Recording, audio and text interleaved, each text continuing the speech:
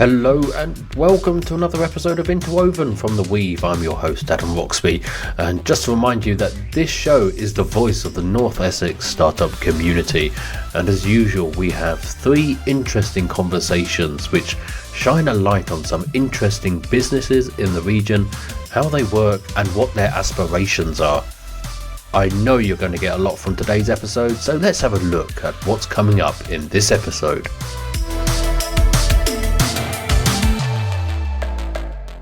We start this episode with a quick spotlight on Ansal Trafford, who is an expert at helping customers tell their stories, and he tells James Cracknell about the importance of storytelling. We also have another spotlight on a Weave community member, Claire Gibson, who runs an interactive murder mystery business, not just having a good time but also sharpening your business skills. Our feature-length conversation this time is with Matt, who is an expert in marketing. He also has many other businesses under his belt and had a great conversation with James with lots of practical tips. So let's start this episode with the community spotlight featuring Ansal Trafford from Creative Insights, talking to our Director of Business Development, James Cracknell.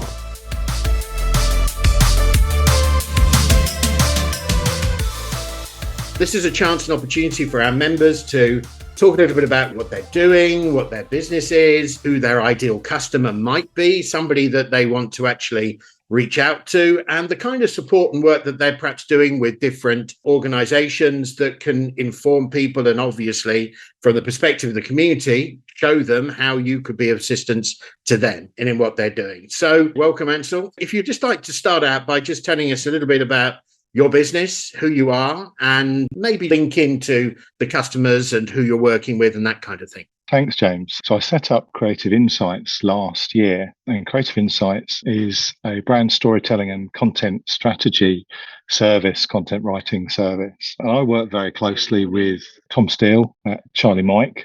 He's a web designer and graphic designer. And together we bring brands to life.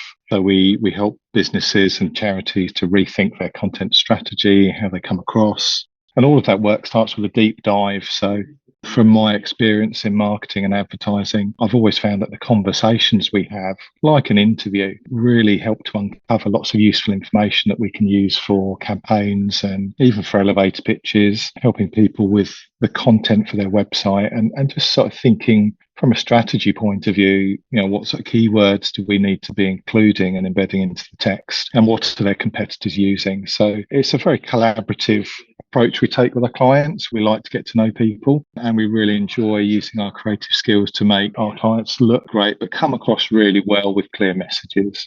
Fabulous. Just tell me a little bit about how storytelling became such an important part of your acknowledgement of the marketing journey and what people go in. And a little bit about how those stories that you like to tell, potentially if you took yourself on a journey of a customer, how would they engage in that storytelling? Because sometimes it's quite challenging for customers to think to themselves, well, we haven't got a story. We're just a business doing X, Y, Z, or we're just good, selling product to B or whatever. So it's quite hard for them to see maybe that there is a story to unfold. But why do you feel that storytelling is so important? And how do you get that storytelling journey out there? It's a really good question for us all, because the one thing that does differentiate us from everyone else, regardless of what our businesses are offering, products or services, is the people and the stories that those people have to tell. And that's really what helps us to connect with each other out in this digital world.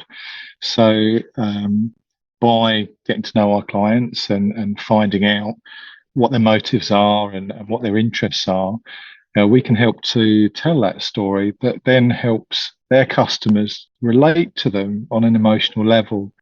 And also have to acknowledge yourself, James, the work you've been doing through the Weave with Colby, through the Essex Business Accelerator course that you put on, that Tom and I did with you.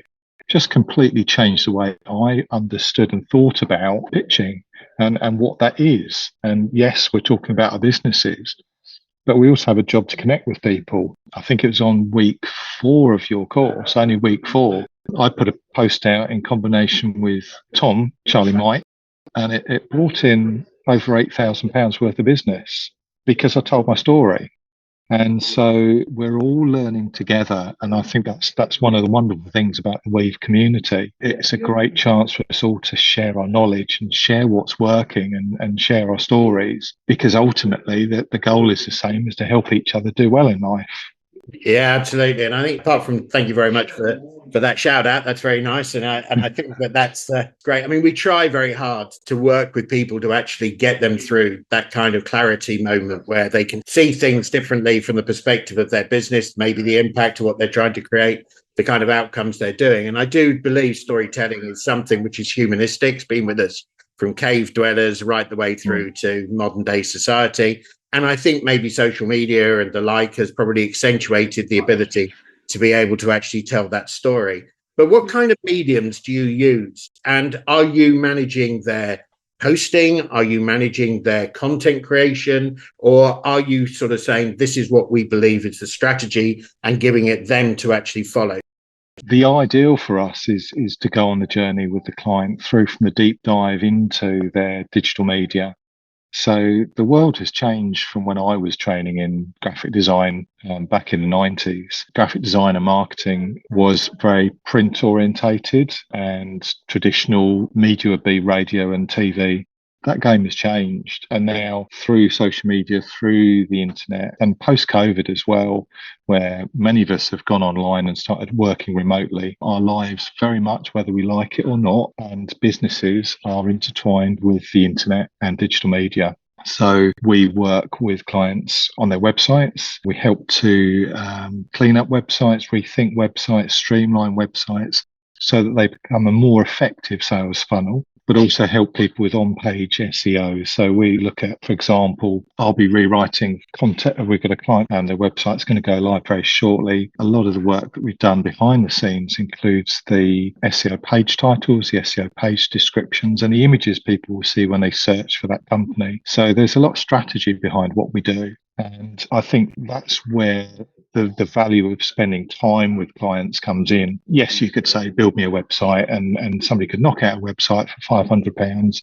It'll do a job like a digital brochure. Where Tom and I think, really leverage our skills is spending the time then thinking through, so what's the best strategy for this client, for their market, for their customers? What are their competitors doing, saying? What keywords are they using?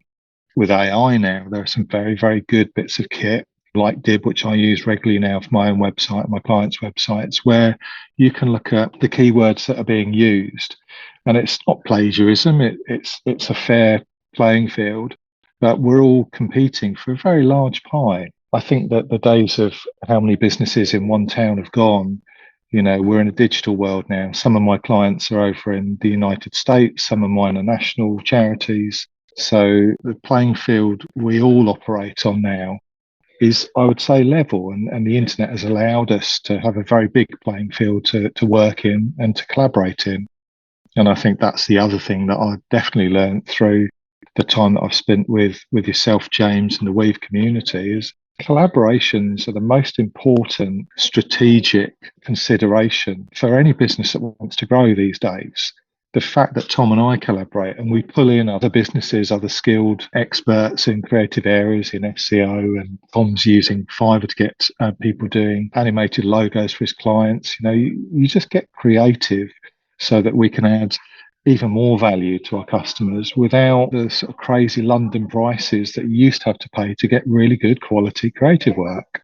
I agree. I think the internet is that open playing field. It's allowed people to go in there. But I think it's also made people aware that actually there has to be a selection of skills that you want to go into.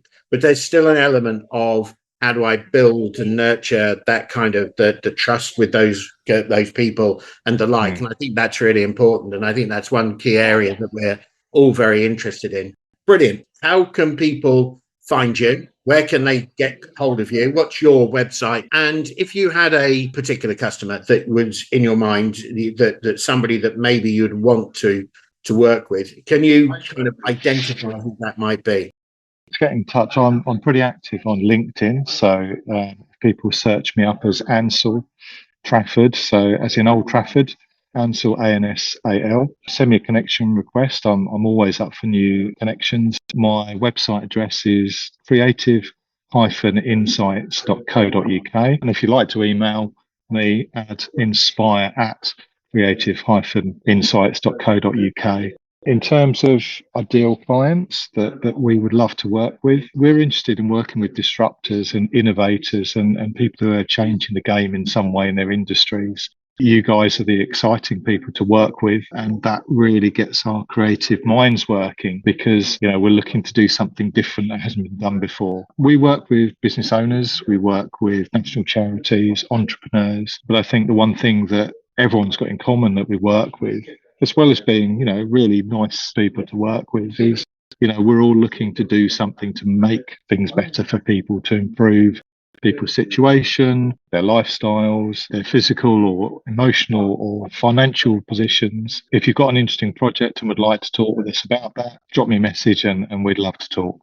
Brilliant. Thank you very much indeed, Ansel. And I hope we'll get you on the extended podcast where we can talk a little bit more about your journey, how you managed to sort of kind of get into the world of the digital marketing and creative side of things. So that's something that we'll look forward to getting penciled in the future. All right. Superb. Yeah, lovely. Thank you very much, James. Really appreciate it. No problem at all, Ansel. Take good care and have a good week. Speak soon. Brilliant.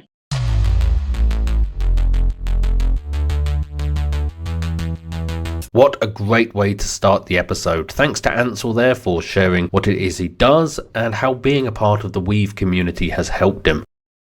I agree that I feel every business should be able to tell the story of what they do for their customers to start to have a relationship with you. Now, we move on to our second community spotlight, which is with Claire Gibson. If you like dastardly deeds, then stay tuned. Welcome to our spotlight session at the Interwoven podcast. I'm absolutely delighted to invite Claire Gibson to come along and talk to us a little bit about what she's doing, her business, and her background, a little bit about that. Look and discuss a little bit about the customers and who she's looking for and the like. So, Claire, welcome. If you'd like to introduce yourself and your business, that'd be brilliant. Thank you very much for having me. Yeah, I'm delighted to be here. I'm Claire Gibson. I am half of a two-woman business startup we launched last year in March, and our company is called Stage Frights Murder Mysteries. As it says, we make bespoke and, as we say, ready to scare mysteries and games. We have a variety of products which are all interlinked. We've basically created what my very, very artistic genius partner calls a gamiverse. We have a rural coastal parish, surprise, surprise, based on where I live, called Offingham. And yes, we both of us have a terrible penchant for bad puns, so you'll hear probably more of those going on. So anyway, here we have this little parish, which is Little Offingham, Great Offingham, and then the coastal piece, which is Offingham Mere. Fundamentally, we have created some places within Offingham. We've got Offingham Manor, which is a manor house and winery. And we also have, the coastal pub, seafront pub, which is the Dunham Inn. And we have a whole host of recurring characters, families, friends, etc. And so the idea is that, be it from the live events, which is perhaps the more typical murder mystery that people know, we also have a tabletop game called Dastardly Deals. And we also have icebreaker games, which are for groups, for more fast-paced, still sleuthing kind of games, and those go under the Cluedunit banner. We really have tried to create a universe which links together so that people will recognize the characters, the situations, the locations, but the games are designed so that you can play multiple times because the murderer is always chosen at random at the beginning. So even if you've played the same storyline multiple times, you never get the same outcome. Excellent. So it's a kind of, there's almost an element of Cluedo in that kind of, so there's versatility of that kind of process, but obviously a lot more thought has gone into the world and the universe and the background and all the rest of it. So Who do you doing this for? Are you doing this for corporates, or are you doing this for individuals, groups? Who? It can work. That's another thing that we've really plotted, excuse the pun, to get in there, that it has been tested by private individuals, groups, for parties, but also I have run it through some corporate friends for team building. I spent the last 20 plus years as a business coach and trainer. So a lot has been said over the past decade or so about the gamification of learning.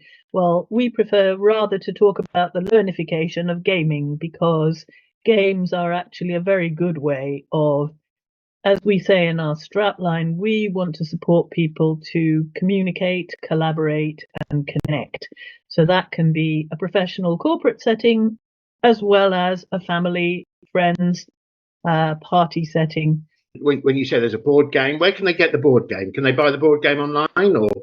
They will be able to, yes. We're in the final stages of manufacture, if you like. We have also a little sideline, I must put in a plug. We are very fortunate to be collaborating with a new venture based in Clacton, so local to me, which is called Realms. It's people who have set up escape rooms, virtual reality, and oddly enough, axe throwing, but won't go there. Yeah. Interesting combination. However, what we're looking at, obviously, with great interest, is creating a virtual reality version of Murder Mysteries. And why not as well escape room? Because the plot line is sometimes, I've been told, I'm not an escape room person, but I've been told that sometimes the plot line can be a little bit thin. The clues are good, but they're not really tied up with anything. So that is, of course, what we're looking at, our murder mystery storytelling element. I'm very excited about that, because hopefully it will mean that if we've got the virtual reality and escape rooms going, we'll also be able to have a stock of the tabletop game, and somebody who's played live could very well take away a box to play at home with friends or wherever. How long have you been working on this particular startup? Just tell us through about that. Well, we actually got the idea just before lockdown, of course. We were starting, it came to me, don't ask me why. I was joining various networking groups because I'd got back here, didn't know anybody anymore. All my school friends had moved away many moons ago, like me. So networking seemed to be a good way to get both into the community and getting to know what was going on. So at one of them, which interestingly happened to be at a local winery, where they also do conference reception rooms, etc. I don't know how, it just popped into my mind that, murder mysteries would be a cool thing to do. And I asked the owner of the winery whether that would be something that she could possibly host. And she said, oh, absolutely, yes. And it just went on from there. So we were pretty much good to go. At that point, we were really only thinking about the live event, because that seemed to be the thing that everybody had top of mind. And then, of course, COVID. So live event wasn't going to happen. So we started thinking about other options for games. How can you do a game if it's not going to be live? We thought of digital, seemed to be a bit outside our area of expertise, but hey. But then we thought, okay, well, what about a board game or a tabletop game? The USP of that as well is that it's entirely card based. So the characters are on cards, but also instead of a board, you create your map of Offingham using a series of playing cards that you lay out on the table. Right. So we got that going, and then lockdown went on and on and on. Yeah. And the piggy bank got emptier and emptier and emptier. So when we came out of lockdown, I actually had to go and get a job. So I worked for a local welfare to work program. I'm a trained executive coach. So they were looking for people to do advisory roles, and I actually became their executive coach. It was so up until March last year. And I thought to myself, this bucket list project of stage frights, either I get off my backside and we do it, or it is going to be a deathbed regrets list, which I really don't want to have. So I bit the bullet, left the project, and we started up in earnest. oddly enough, as life happens, we thought we were going to start with the live events, possibly followed by the tabletop. But in fact, I was asked if I could come up with the icebreaker idea from a completely different context. And so at one of those 3 a.m. epiphanies, I woke up thinking, yes, we can do a card game and it's going to be Clue Done It. And we tested it. So the Clue Done It idea came forward, and basically you take the misery out of mingling that way. I like that. Yeah, take the misery out of mingling. That's good. How can people reach out to you? We have, at the moment, we do have a Facebook page, but we have a website in particular, which I would encourage people to go and look at, because it really showcases the amazing graphic artist's talent of my business partner. So that one you can get at stagefrights, plural, murder-mysteries.co.uk. What made you join the Weave? Again, part of the networking, I think it was actually somebody from FSB who recommended it. And mainly it was because one of the realizations I've come to is, though I have been self-employed since 2003, I've always done the kind of work, both corporate and also in international development, involving being part of a team, a peer team. And finding my tribe has been something which has been a bit lacking, despite the lovely networking opportunities. So I had a look at the Weave and I thought, yep, this is it. I'm going to join that. Excellent. Thank you very much indeed.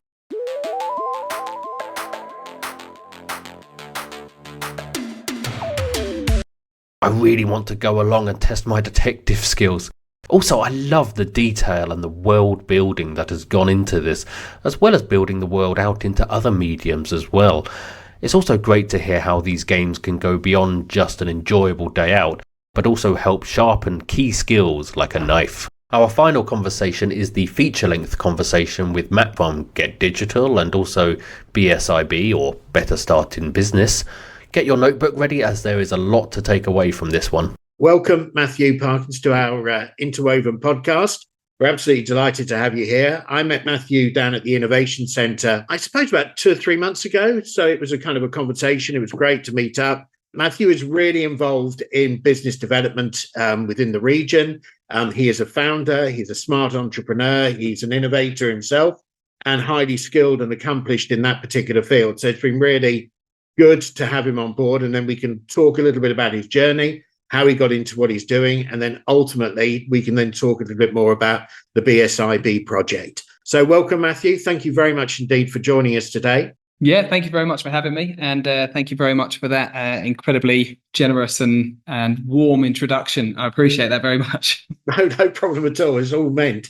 So let's start out with where we came from and where we got to. In terms of how we arrived at this particular moment in time, just tell us a little bit about the journey, where you left school, what you did after that. Just tell us a little bit about yourself in that regard. Yeah, of course. Yeah. So actually, I've had quite I don't know whether it's a strange or interesting journey. Hopefully it's a little bit interesting at least. But I sort of left school, if I'm totally honest, I've always had the mindset that I was going to do something with myself and something big and something that's going to be really valuable, or at least, that's kind of the feeling that I had. But I've always been a bit of a, I posted quite a lot in school, and I didn't have the support of a lot of the teachers as well. Like, I'd probably consider myself a bit of a smart ass. I was always very polite, but if someone felt that they could be, talked down to me or anything like that, I didn't feel like that was very fair. So I had some discrepancies in school with some of the teachers that felt that way. But the ones that would treat you with respect, but I got on with like a house on fire, because they were good. They didn't feel they needed to talk down to you. So I got on really, really well. Left school.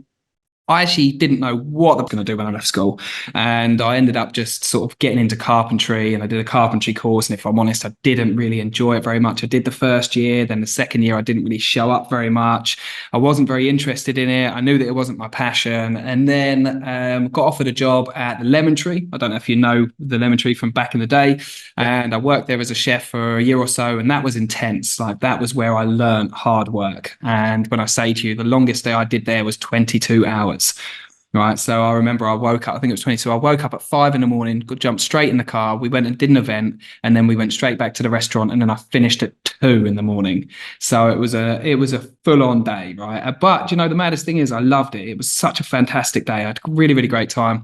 And then obviously working in the restaurant, I ended up going from carpentry to chefing. So I ended up getting into chefing, got quite good at that, enjoyed that. And I saw a lot of things in that. I saw a lot happen, and I started thinking, you know what, this is not a long-term thing.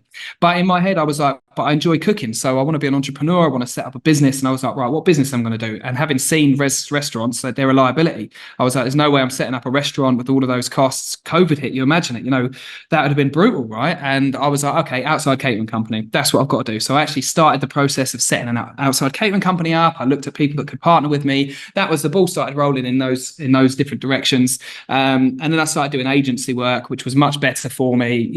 Initially you get treated like an agency as an outsider, but because I've always had a team mentality, and I think that's followed me through everything that I do, because I'm such a believer in a team. We should all work together. That very, very quickly saw me success as an agency chef. I didn't need to be the best, but because I worked as a team, they welcomed me in. What ended up happening from my chefing career is I ended up taking on a full-time job, and I got into a really serious car accident one day on the way home. I nearly died. So I rolled the car, nearly died in this car accident, and they airlifted me to London. They're knocking on my mum's door, Mrs. White, you're going to have to come to London. They drive my mum to London in this car, 100 miles an hour to get to the London hospital. And they sort of wake me up, and they had to put me into a coma to get me back out, and they sort of wake me up. And actually, the funny side of it is, as I woke up, my family's all stood around me, and they're like, "Oh, they're, oh my God, are you okay?" Everyone's really upset, and I've obviously just come to, and as I come to, they were like, "We thought you were going to die," or everyone's really upset, and I'm drugged up, and I'm looking around, and I'm like, "Oh no, I can't die. I'm Superman." It's the first words that came out of my mouth, right? And essentially, I'm telling you the story because that was like one of those things that was a bit of a catalyst for me, right? So I had that accident, didn't really acknowledge it fully at that age. And I think it was only at a later stage I've really taken into consideration, actually, I really did nearly die. And then considering the accident, I had 2 weeks off, right? And I went straight back into work, ready to go. And they sacked me. Yeah. I was just really quite annoyed. And I thought, I've had a serious car accident. I've come back in 2 weeks after nearly dying. And the injuries I had were pretty gnarly. I have a pretty minging scar on my head. And I come back after 2 weeks, and they sacked me, and they were just looking for a reason to do it. And I found out that actually he's done that to other people, the person that owned the place. Other people had been off for something serious, and then he just got rid of them, right? And for me, that was it. I was like, no, I'm not doing this anymore. I'm not getting treated like this anymore. And so I left and then went into sales, found that I really enjoyed sales, did particularly well at it, from cold calling. I even did door to door. And that led me into more marketing, did marketing for a friend. And that essentially is what led me to opening up my first agency, which actually happened in COVID. Right. So opened up the agency in COVID. Obviously, this is the first business that I've owned. I've been a freelancer and all the rest of it for a long time. So it was a big learning curve. And actually, it was much more of a lifestyle for me than it was a business. So for me, it was, I want to make sure that I'm making enough money for me and my daughter. So she was with me most of the time at that point. So I needed to make sure that I had the money coming in, but I'd less than half what I was earning because I'd gone through COVID, and the foundational work that I'd done for the company I was working with was done. So they didn't need me anymore during COVID. So I was like, oh, okay. But I wasn't worried for some reason. Like, I got let go, had no business in the pipeline, nothing. Wasn't even remotely worried. I don't know what it was. Maybe I was delusional. But I just had this weird, I just felt like everything was going to be okay. Like, genuinely believed it to be true. And lo and behold, the most surreal thing happened is I got a phone call that same week from a client who wasn't a client at the time, but I'd been speaking to them for about 3 years, and I'd essentially just stayed in touch with them. And this was even when I was working for other people, because he was a really nice chap, and a couple of the other people that I'd met at events. And this is one thing that I would really say to people is, maintain relationships with all of these people. It doesn't take long to maintain that relationship. And this led to my first client, which actually paid me all of the money that I earned in the first three months. I didn't earn anything else in the first 3 months. It was less than half of what I was earning, but it was enough to get by. And I closed them on a retainer, but I literally would email them every few months, like, hey, how are you? I've noticed this on your social media. Really love what you're doing. Have you thought about this? Have you thought about that? And then I wouldn't get a reply. And that might happen a few times. And then what I would do is I would send them an email and say, oh, look, I've not heard anything from you. I'm not looking to be a pest. Just let me know if you want me to stop emailing you. And every time I'd send something like that, I would get an email back and they would say, no, Matt, like, please don't stop emailing us. We do want to work with you. It's just we've got a lot going on at the moment. And as I say, the same week that I lost where I was working, he phoned me and said, Matt, we need to work together.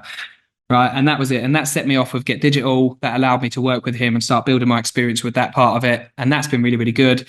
But as I say, looking at the other side of it, that's been my journey to here. And I've always been obsessed with marketing and different technologies and ways to optimize things. And I've set up lots of small businesses and I've worked with a lot of people setting up small businesses. So a passion for me has always been helping people go from zero to, getting somewhere where they want to be. And that's where BSIB kind of sparked. And for me, now being able to do that, because it's if I'm honest, it's a low margin, right? But it's really high value to the people there. And I've learned a lot, right? And what it's allowed me to do this journey is it's allowed me to figure out a process where I can take a business that's not even established, for example, and give them all of the assets that they need to look like a well-established business for peanuts compared to what it would have been. Like what you would have had to pay would have been thousands of pounds for all of this, because we're talking all of your brand assets, social media templates, a brand Bible, the whole lot.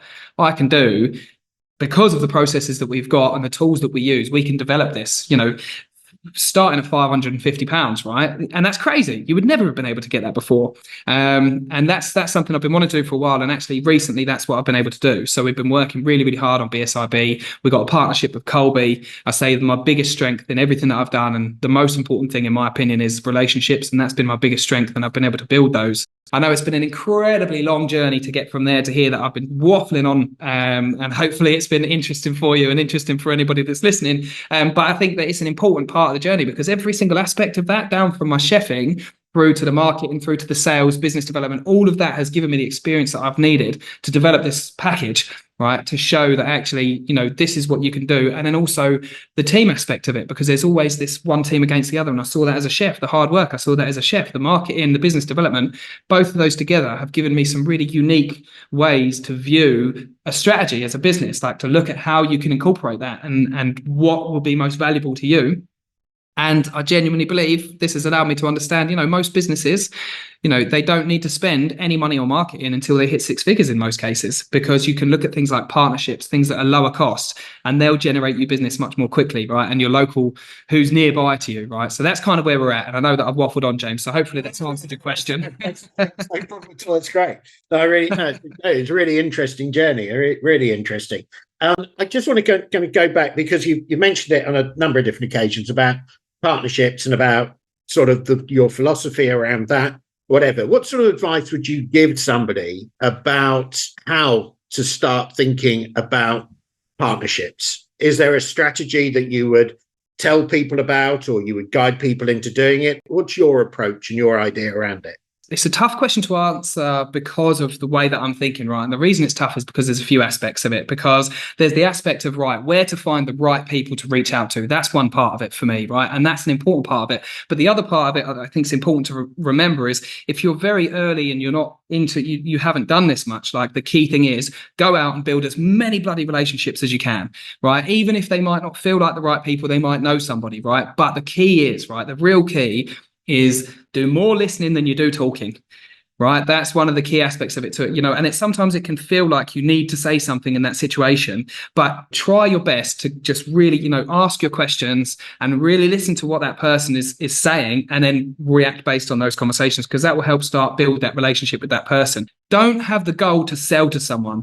That's the worst thing you can do, right? And the reason, if you just think, I'm here to sell to these people, that's the worst thing you can do. And I genuinely stand by that. Who knows what my opinion might be in 10 years' time, but generally, from my experience and what's served me so well, is I do not go into a conversation with anyone trying to sell with the mindset of selling them. I go into that conversation with the genuine goal of building a good relationship with them and seeing if I can help them in that conversation. if I can give someone a little nugget of knowledge based on what they've told me, that they go away and go, wow, this was really helpful, that's really good for me. Like, whether or not we do any business, my goal is to build a good relationship with that person and give them something of value. And they walk away from that conversation, feeling better about themselves, or they walk away from that conversation with a piece of knowledge that they didn't have before that helps them in their life, right? Leave them better than you first met them, right? Same as leave the world a better place than when you came to it. See, leave that person more knowledgeable. That's the goal. Never have the goal, because the problem is, if you go in with that selling mindset, right, that you don't listen to people as well, right, you don't take things on board, you put too much pressure on yourself, right, and then the problem comes is when the no comes, if that's what you're trying to do, you know, one or two things is going to happen. You're either resilient and you don't care because you know that it's a numbers game, and I get that, but you're in the long term, I think you personally, I don't feel like you do as well. If you're not as resilient, every no is just a bit of a kick and it hurts. But if you go in with the mindset of trying to build a relationship with that person, it's very rare is the occasion that you can't have some sort of connection with them. And when you do that, you feel much more fulfilled, you've enjoyed it more, you've not put pressure on yourself, and it's been a better experience. And whether or not they turn into a client, you feel better, they're uplifted, you're uplifted, right? So that's kind of the thought process there. So it's always go in with that mindset, that mentality of building that relationship, and don't leave them alone, right? If you find someone that you feel that you can help, you genuinely believe that you can help them with what it is that you do, and you feel that they could become a good client and it's a good fit, don't leave them alone. If you've got their email address, right, if they haven't told you to do one, right, then don't worry about it. Message them and talk to them and try and spark up a conversation, but don't constantly sell. Exactly as I said I did with my other client, I would say to them, right, hey, I've noticed that you've done this on your socials. This is really, really cool. I love what you've done here. Have you thought about this? Or if I saw a resource that I thought they would find valuable, I'd message them. I'd go, hey, look, I just found this. I think this is going to be really good for you. You should have a read. So let me know what you think, because you're then being so much more genuine. And I say to people, and I've said this a lot in the last few months, is like, if you looked at my close rate, right, in terms of business that I close, if you looked at my close rate in year one, it's shocking, right? Realistically, it's shocking. I'd speak to quite a lot of people, but if you look at my close rate in year 3 and 4, it's outrageously good. Because those people I spoke to in year one, I still maintain a relationship with them. The people that I want to get business from, I maintain a relationship with them, and I give them value. I give them value. I give them value. I give them value. Right. And there's that thing. There's a thing called reciprocity. When you give and give and give and give and give, people feel like they want to give back as well, and they trust you more, so they're more likely to come to you. Right. So my close rate in years 3 and 4 have been amazing. So I'm now in year 3 or 4 in Get Digital, and I'm seeing a huge amount of business come through now because of it. So where I was kind of a lifestyle business in years 1 and 2 for Get Digital, now in years 3 and 4, all of that work that I'd done there just to maintain relationships with people is coming to light now, and I'm just having things fall into place because I've maintained those relationships. That has been what's most valuable to me. So when it comes to partnerships, and partnerships have been a big reason that I've had business come through. When it comes to partnerships, go in with the mindset, learn how to build relationships, get that relationship building muscle really strong, right? And then you want to be able to think, okay, who's good for me? Who delivers services to the same people that I do, but they don't deliver what I deliver? And a really great example is, as a marketing agency, right? If there's a company that builds websites, but they don't do marketing, that's a really great opportunity to spark a relationship with. And equally, a lot of I've got one partner that's passed me a lot of business, and they build websites, but their websites are like, £100,000 upwards. They're very, very expensive websites. They're very, very advanced. They're, things that only the very top elite businesses need, right? Because they're tendering for projects for £500,000 up, right? Excuse me. So they don't need small websites. So whenever they get someone come through for a website that's like £10,000 or £15,000, well, they send it to us because they're like, Matt, we don't, this isn't one for us. We'd love for you to take care of it. And all of their old clients, they don't do a lot of that stuff now, and they're passing those through to us. And that has been really valuable. So because I built that relationship, and that person, imagine it, that relationship came from when I worked somewhere else. I worked at a different company. This was the company I worked for prior to starting Get Digital. I worked for them, right? And I was given the task of developing a new part of their website. So I phoned up a few agencies, and I was referred to one agency in particular, phoned them, and then started talking to this person. And I maintained that relationship with them for several years. And then off we go. I let them know, oh, by the way, I've started my own agency now. It'd be great to have a chat with you. And I passed them a client, right? And then after that, we started talking, and we ended up with clients from them.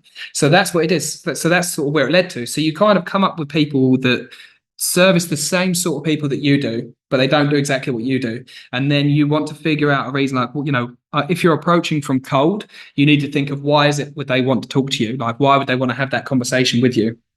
What can you give them that's going to make them want to have that conversation with you? Because I find conversation with partners are much easier than conversations with direct to consumer in particular, because they're usually a bit warmer. B2B is often a bit warmer as well, business to business for anybody listening there. And I'd spark that conversation and see how you can help them, right? And a lot of businesses, when they're genuine and they love to help their customers, they are looking for a solution that's going to help them. And if they can give them something of more value, and they can have faith in you and trust that you can deliver, because that's the key there. You need to be able to prove that you can deliver, then they'll be able to pass business through to you, right? And you want to talk to multiple of those as well, right? So that's kind of my thought process in partnerships. So in terms of when you've got an array of contacts and you've got that area, how are you organising that so that you're not leaving people out? What processes are you bringing in that could help other people think through that? Yeah, no, I love that you've asked that question as well, because it's often something that's overlooked in most businesses. It's how you manage your clients, your customers, but also how you manage your partners and other people that are involved in the business, because they're different, they're different types of people. They need different types of communication and different amounts of it. So we use a CRM, we use a client relationship management tool, and there are loads of them out there and lots of different ways to do it depending on your budget. We've just started a new one. So we're just starting with a new one that we partner with, that we're rolling out as well, that we're testing at the moment, but it encompasses everything, which is like website, but also encompasses, managing the customers and all the rest of it. But there's HubSpot, there's other simpler tools as well that you can use, and even some project management tools are quite good. But the key is, what you need to do is have them laid out in a way that makes sense to you. So if you've got all of their contact information, and then just take some notes on every single one of the calls, because same as clients and customers and partners, realistically, we can only really remember so much information, and they reckon that you can only maintain a relationship with a maximum of 150 people, right? So as soon as you go above that, then obviously it starts to dwindle. And not only that, when you start to grow your business, you want other people to be able to pick up where you left off quite easily. And generally, partners, they don't need a huge amount of attention, right? It's just a case of getting them into the CRM, whatever tool that you use, having the notes on them, and then just setting a simple reminder that says, look, get in touch with them. For me, it's been quite good because, I've been doing it for so long that it's just natural for me, because they've become very good relationships for me in the most part. I pick up my phone and I drop them a call. Hey, how are you? Let's go grab lunch. Let's go grab some dinner. Let's keep that relationship going. I send hampers out to my partners as well, just to sort of maintain that relationship, let them know that I'm really grateful for our relationship and stuff like that. So it's gotten quite simple for me. But as you build on that, if you haven't got some sort of client relationship management tool, or if that's not your strong point, then you will fall, because communication is essential. And if you don't communicate with people, then you're going to fall down. So if they pass you a client, you bloody well make sure to tell them every effing step of the way, to the point where it might annoy them a little bit. You tell them every single tiny thing that's happened. And I do that with the clients that they put over. And the same with these ones from BSIB, from Colby. Colby has got an extensive amount of information about my conversations that I've had, because they need to know the quality of service that we're delivering. They need to have faith in what we can do. And it's the same for partners. That's how you get more business from them, by showing them how good you are at delivering that service. And they don't see that unless you make them see that, right? So you send them the communications, you invite them into your CRM tool for those specific contacts, so they can see the communication there, right? That's what they need to know. Yeah. So you sending them updates and you say, hey, this is what's happening with the person that you pull through. They're really loving it. This is where they are. This is where they're going to be in a month or two. That's what they want to see. And once you've delivered that, it becomes much easier to build a real relationship with that person, because they trust what you're doing. And it's not you trying to build a relationship to get business. It's you've shown that you're really good. And now, just as a byproduct of that, you become friends. Right. And that's what I've tend to find. And that's, so that's what we've done. So we delivered it. So in answer to manage it, some sort of client relationship management tool is absolutely essential. And even if you just bullet point what you've got, I've started using a really cool meeting recorder as well, which transcribes everything, and it creates a chat, and you can ask the chat what happened in the conversation. It's pretty cool. Some of the stuff that you can do now, it's easier than ever, right? To be able to keep up with it all. And then you just create automations. You just make sure that, right, if I haven't spoken to that person in 3 months, I get a reminder that kicks me up the backside to go and arrange dinner or lunch or something with that person, so that they know that I still exist and that I still care and that I still want to talk to them. I love that. And I think that the use of technology, whether it's, a CRM system or whether it's AI that does the note taking and does the various things that keeps you informed about that, is essential as we're growing and as we're developing the business and what we're doing. But I was also interested there that when you mentioned that you take it offline as well, that there is a face-to-face element to your approach to that. You see that as a kind of a crucial element of your own partnership building, is getting it offline and making it as human and as face-to-face as possible.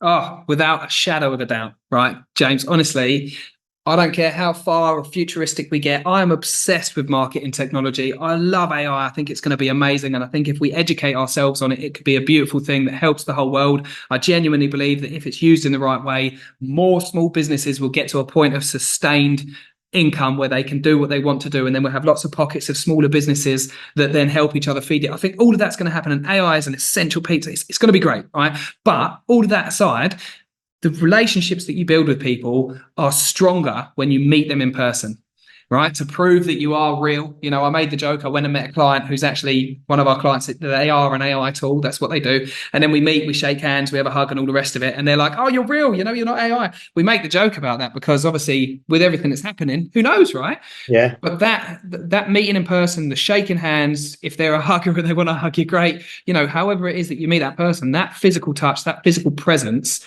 makes a huge difference and strengthens the relationship so much. So when I came to meet you, we'd met in person. Had we not done that, right, our relationship would not be as strong as it is, because we've met in person, we've shaked hands, and you know that I'm a real person. You can see the enthusiasm and the energy that I bring.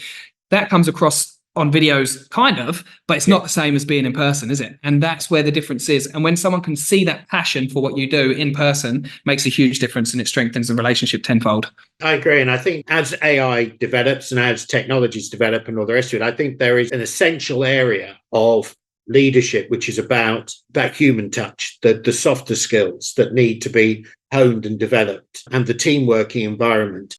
How many people have you got working with you directly, indirectly, or that kind of thing during the course of a week? Yeah, so essentially we've got 3 developers part-time, and I've got 2 designers that I work with. I've got another designer that does consultation for us as well. And then I have 2 sort of junior people that help take care of not just my stuff, but some of the stuff that I do for my clients.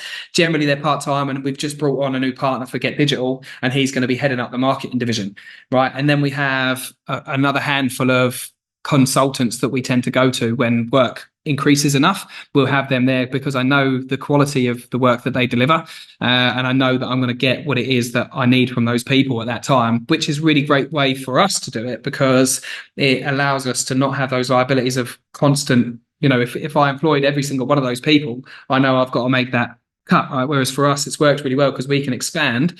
And that's what we're doing at the moment. We're in that growth stage. And it's taken us longer than a lot of other businesses because, as I say, I wasn't focused on that. I was focused on my daughter. I was focused on my personal life. And literally in the last 6 months is when we're looking at growth. At any one time, you know, I've got 4 or 5 people working on one project, and then we've got multiple projects working at the same time as well.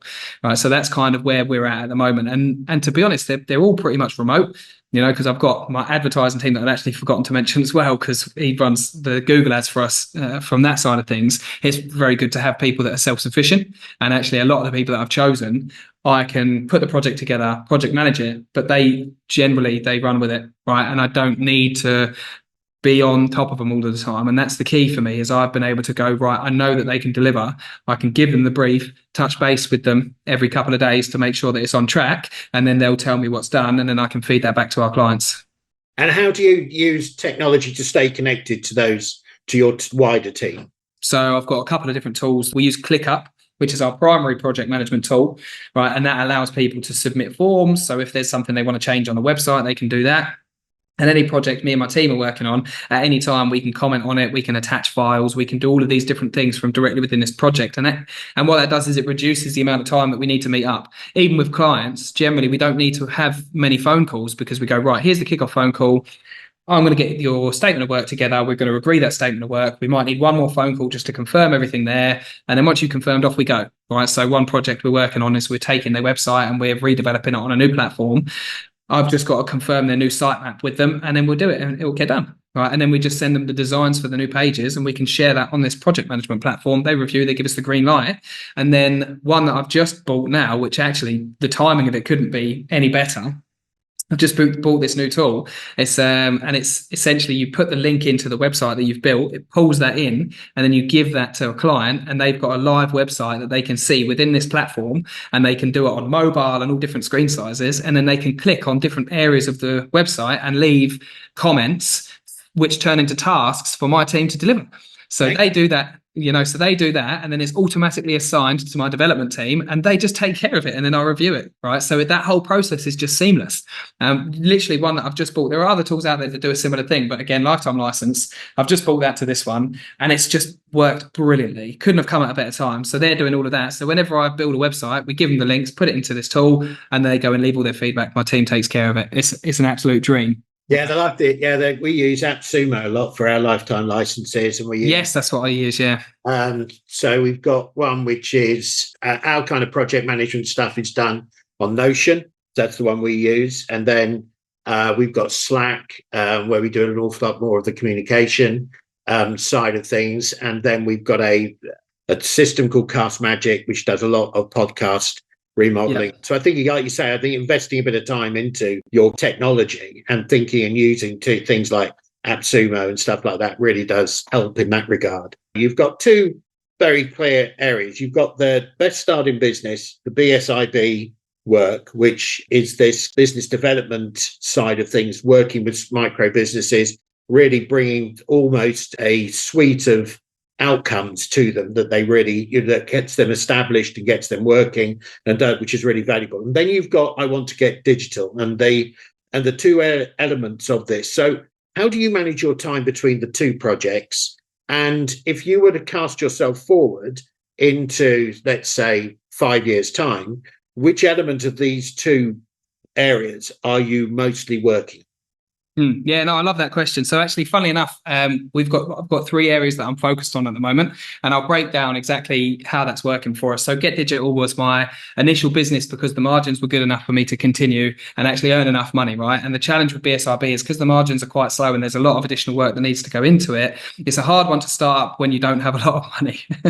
So that was the challenge with BSRB. So Get Digital got me into this initial position, which has allowed me enough money to comfortably go, right, now we can look at BSRB and what BSRB can do, because it's about getting lots of people through the door, helping lots of people with, getting to that stage, because the margins are lower, right? So I needed to be in a position of strength to do that. So Get Digital is now likely going to niche into something like it's likely going to niche into SaaS. And I've just brought on a new partner, and he's going to be heading up the digital marketing side of things. But I can see him essentially taking the lead for Get Digital. Once I sort of show him how the web development side works, he can kind of manage that, and then we're going to hire in for Get Digital, and Get Digital is going to start growing itself. So I see that my involvement is going to be more of board level for Get Digital over time, because I'm going to sort of dip in and make sure that everything's still on track. These guys that we bring in are very, very experienced, and that's the key. We bring people in that know what they're doing, and then I can feel comfortable that I can go, right, I'm still here, so that I jump into calls when needed and I can help manage things when needed. But generally, I'm not going to be spending as much time on Get Digital. That's going to go off and continue to grow with my help and with my guidance, but the implementation is going to be done by the team that I've built for Get Digital. And that's something that we've let go. And I know a lot of people say that it can be hard to let go, but I think I've been fortunate in the sense where I know that I've got good people there, and letting go is a bit easier. And I know that they're always going to come back to me and have the guidance of, as I say, with the unique experience I have, it's helped us develop that business, right? So Get Digital, I'm probably going to sort of step away from a little bit, but still be there tentatively. And then the two areas of focus that I'm going into at the moment is obviously Best Start in Business is going to be a big focus. That's going to be a SaaS product at some point. So we're building that out to be a SaaS product that we can deliver to people that will encompass essentially all of the things that people need, your CRM, your web development, and then obviously documentation that you might need, and then obviously training and all of these other bits and bobs that they're going to have to help them get from $0 to $5,000 a month is kind of what we're thinking is a good balance there. So we're going to level the playing field for them. We get you from $0 to $5,000 a month. Once you hit $5,000 a month, we give you the resources to the next steps. But that needs to be a SaaS product to become viable, which is what we're working towards. So actually, we're probably going to go for a round of investment this quarter. So I'm getting a few bits together. So we're going to go for investment in Q1, raise what we need for that, which will allow me to develop a team. And the other area of really like a lot of focus for me at the moment, and this is for me in particular based on my genuine interests, but also the way I see the world going, is we've just set up a new one called the AI Guys, and it's still very much in beta stage. I let my clients from Get Digital know that it's something that we were developing, and most of them were very interested in it. But essentially, in a nutshell, what we want to do is we want to give everyone we work with 5 hours of their life back every single week. That's what we want to be able to do. And I think that's the deliverable that we're going to give. And then over time, I can measure that. And then the 5 hours they get back, we go, what did you spend that doing? And if it's income generating tasks, well, if your hourly rate's £50 an hour, I know that I've saved you that much per week, which is this much per year. And then you've brought on that much more business. So you can validate the return on investment there as well. And then we use AI and automation to deliver that, right? And while doing that, the really fun thing I've experienced with the first client that's come over to us on that, he wanted the full whack. We've developed this for him, and while doing it, we've realized that it goes hand in hand with a higher return on investment, because with automation and with these other tools and using WhatsApp automation, things like that, he's seeing a higher conversion rate that's going to start happening as well. So not only is he getting 5 hours of his life back every week, and his team gets 5 hours of their life back every week that they can use doing better things and building stronger relationships and focusing on income generating tasks, they're also seeing a higher conversion rate because they can pay more attention to each individual lead. If you've got 10,000 people on the list, you can't keep in touch with them by yourself. But with WhatsApp automation, WhatsApp being a very, very big player now, that's going to start to come off. So that's one of the things in terms of my time implementing. I'm going to be doing the AI guys in terms of implementation, because that's where I've got a good amount of knowledge and understanding. And once I've developed how that looks, then I can bring people in to do that. And in terms of building, I'm going to be a part of building Best Start in Business, choosing the team who then implement, right? And that would be taking care of that, developing the tool, right? So that's going to be where I see a lot of my time going into. But as I do that, my goal is always to build a team that can take care of most of that work, which will allow me to still have a role in each one of those businesses. Because I know that if I don't focus all of my energy onto it, it's going to be much harder to get it to a successful point. BSIB is going to be very much building the right team, helping them build that tool, putting that tool out to the masses, and then seeing how that grows, because I can see that being an incredible SaaS tool that helps. So our big goal for BSIB is I want to help 1 million businesses get to a point of sustained growth, right? So that they actually get to a point of £5,000 a month. And then if they go further, great. We want to give them the tools to do that. So 1 million successful businesses, success in their own eyes, right? And then with the AI guys, the goal is I want to give back 1 billion hours. So I want to give people back 1 billion hours of their lives over the time of that company being set up. So yeah, so that's kind of the thoughts. And I've shared that with you because it's great. Those goals are what drive those businesses forward. And what I know, that's why I know that they're in a good place to get to where they want to be. And I think that if you're going for funding, then I think most investors want focus on that project because that's where the money's going and they want to see it. There's a lot of synergy that's created between each and all of those particular areas.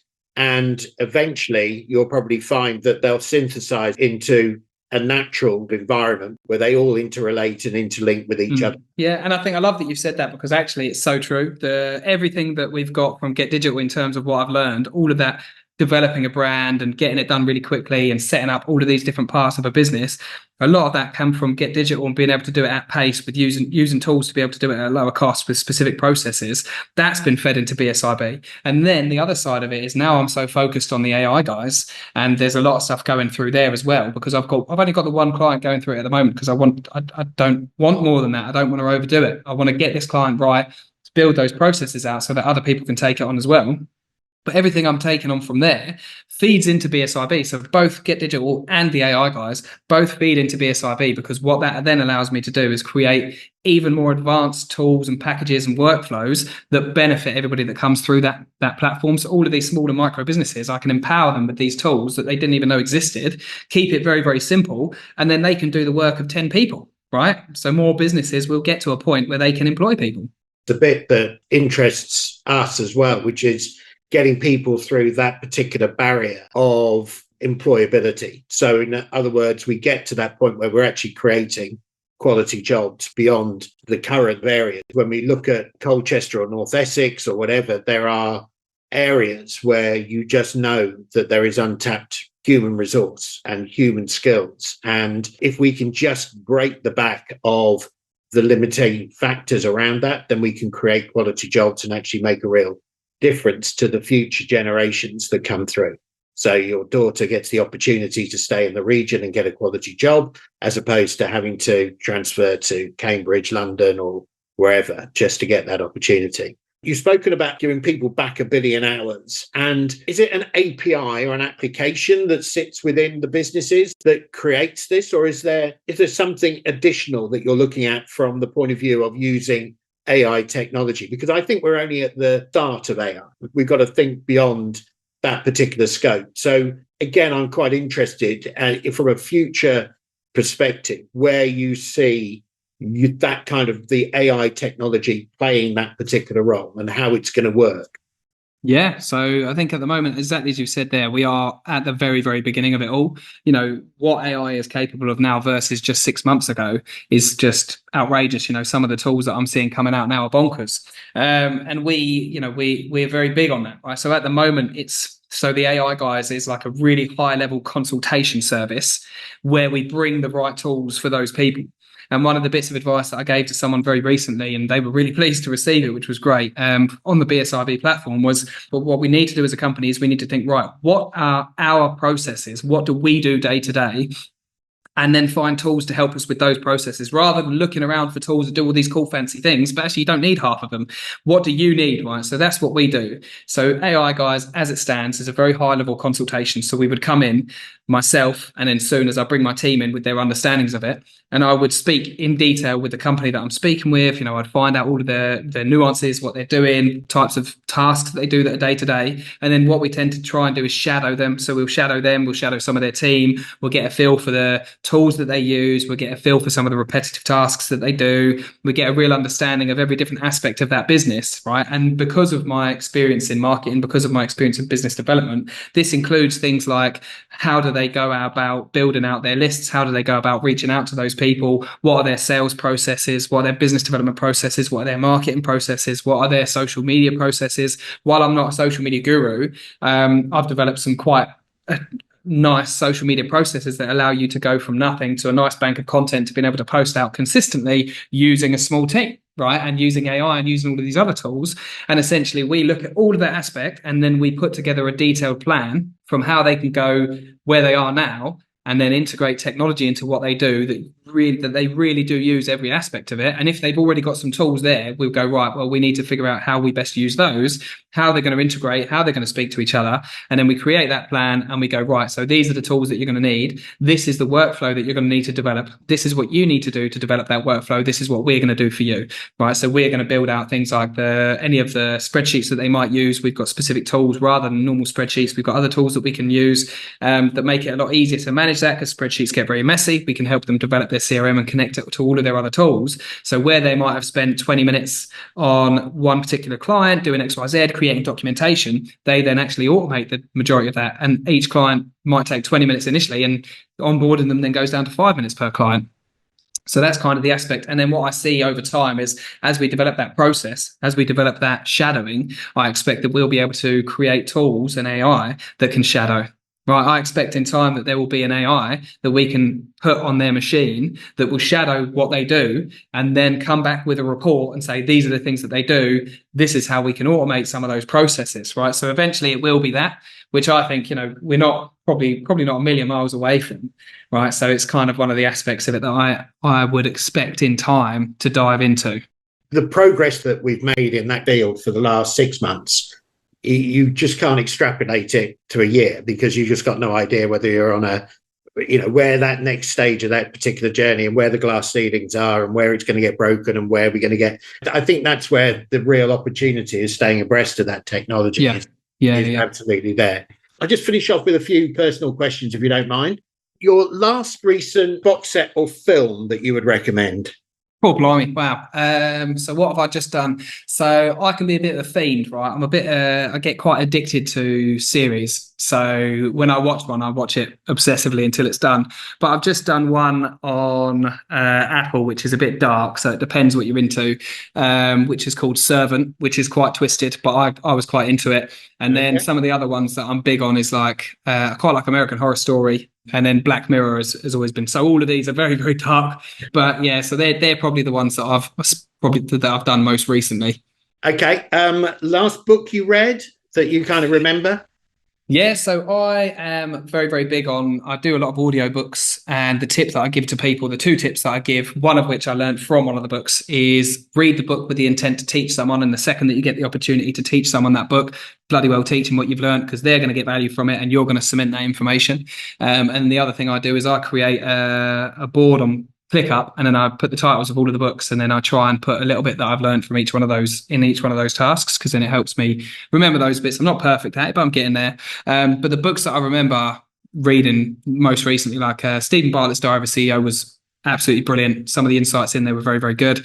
There's a guy called Jim Collins who's written Good to Great, Great by Choice, How the Mighty Fall. Those three books were just outstanding. Like the concepts in those are absolutely brilliant. They have stuck with me and will genuinely have a significant impact into how I build my own companies. And then actually at the moment I'm reading Lessons for the 21st Century.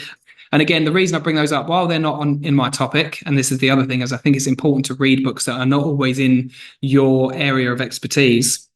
For two reasons. You're expanding your knowledge, you're rewiring your brain a little bit there, but you'd be surprised the things that you can learn about your own industry when you learn about other industries. So when you're in sales, if you learn about marketing, that opens real amazing insights into some of the sales and business development that you do.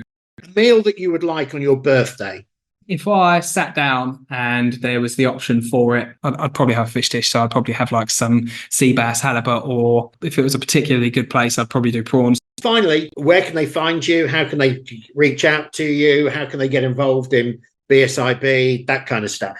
Best starting business you can get by bsib.uk. So you can find us on there, which will have all of our information in there, and you can find me through LinkedIn. If you have any questions about it, or if there's anything that anybody needed to know, you can feel free to get me at Matt with one T at bsib.uk, and that will come directly through to me. Thank you very much for your time, Matthew. It's been really good.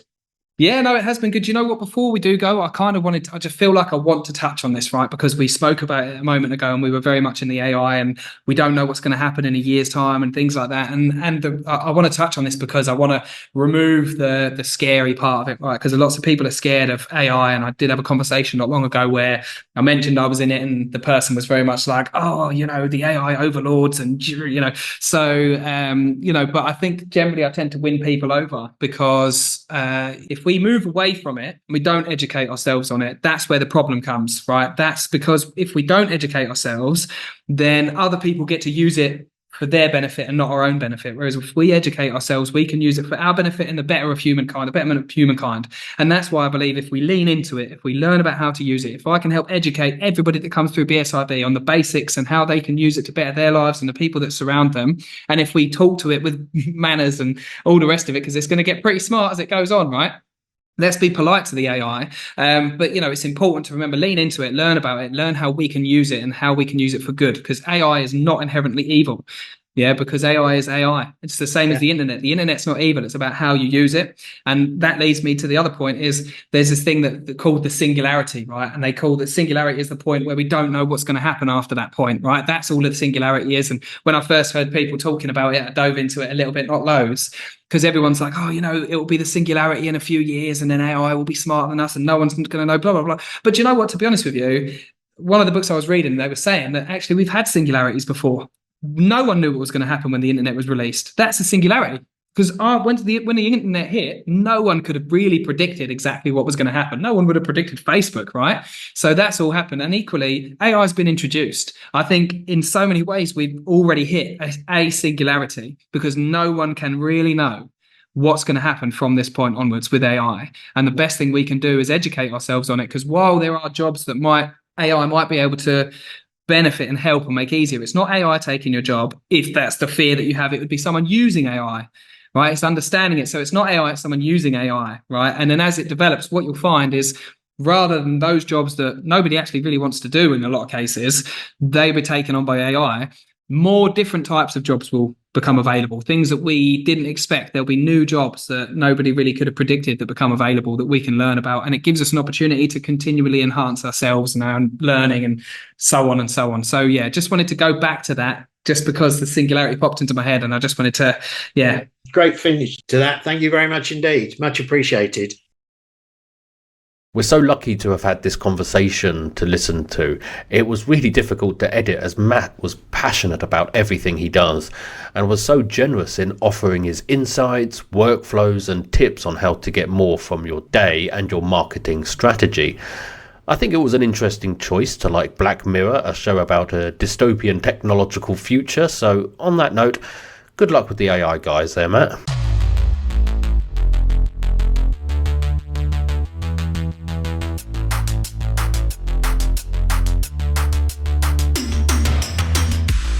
So there we have it, another episode of the Interwoven podcast is done, and what a ride it's been. This time around the theme seems to have been about the power of communication and the power that your story has. Just a quick mention, if you want to be on the podcast and tell the people of our region about your business, if you want to have a community that supports you, if you want a place to learn and develop as a business owner, then simply join our free community by visiting wearetheweave.co.uk. I've been Adam Roxby, Director of Communications, and I will look forward to seeing you in the community.